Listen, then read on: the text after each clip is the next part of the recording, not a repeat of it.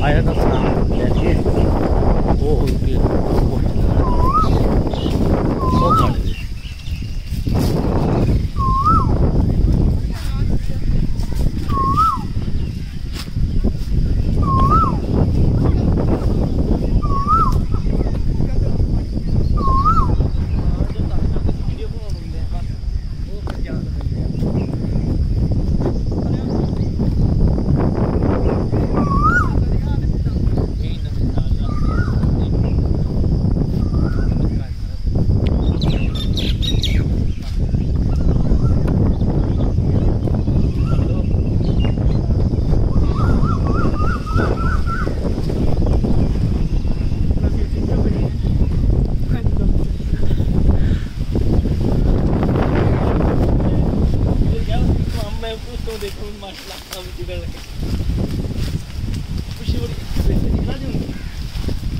बैठा सी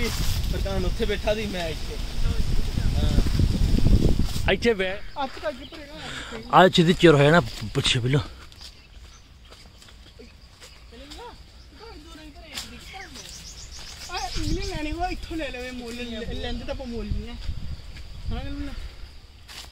एक कीड़ियां बेचदे वो खड़ियां खड़ियां नहीं कर दिंदे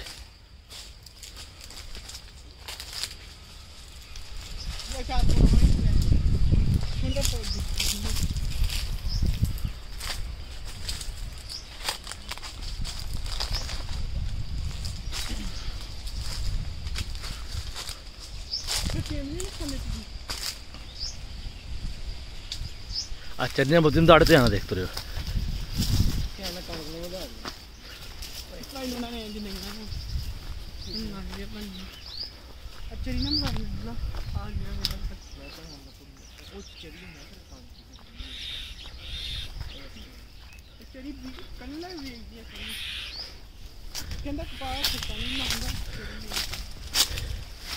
और सही है तभी सो बार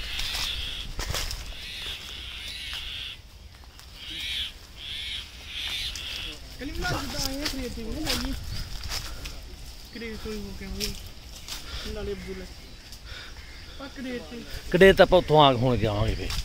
तेरा महल भी है ना